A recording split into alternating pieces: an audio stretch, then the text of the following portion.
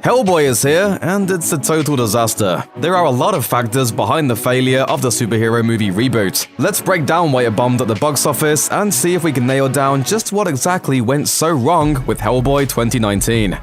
The critics have spoken and they weren't pleased, but most damning for the Hellboy franchise's future prospects is the fact that this version of Big Red didn't make any money at all. According to Box Office Mojo, the opening weekend for Hellboy brought in considerably less than even Studio Lionsgate's lowest expectations. While the studio hoped for at least a $17 million take to start things off for the movie's theatrical run, Hellboy instead brought back only $12 million from more than 3,300 theaters, earning a third place at the domestic box office during its debut.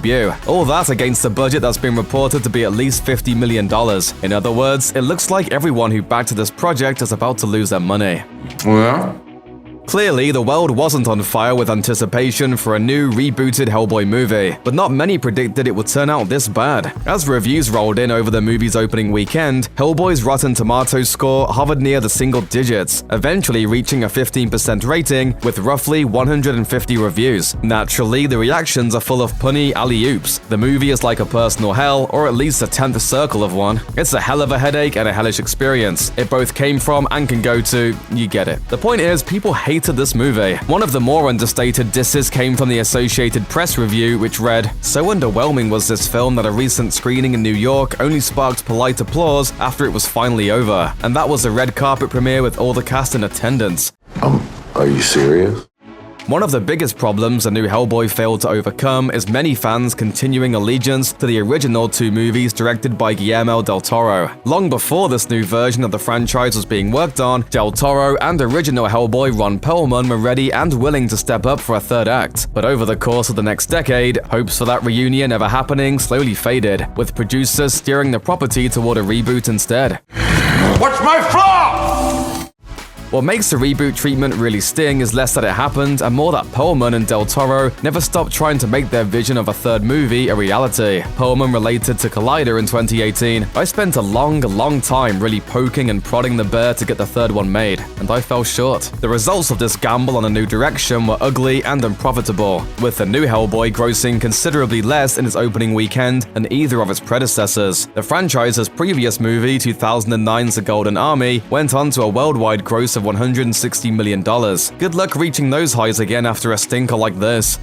If passing over Del Toro and Perlman was the Hellboy reboot's original sin, it didn't necessarily damn the entire movie. With a unified vision and a great team effort, things still could have turned out okay. But apparently, not everyone making the movie was on the same team. According to a scintillating write-up by The Wrap, the production of Hellboy 29 was plagued by infighting, disagreements, and even a controversial firing. The specifics of the gossip are frequently delicious. Allegedly, a producer of the movie frequently stepped on the director's toes, leaving the actors with contradictory instructions regarding how to play scenes. Also, allegedly, star David Harbour was at multiple times frustrated enough to simply walk off the set during shooting. The report also claims that the script was being rewritten during production, which might help to explain the story's overall disjointed feel. It's easy to see how an atmosphere like this could lead to the creation of a subpar movie. But whatever the reasons behind it being lousy are, we're sure there are plenty of people who might just want their money back.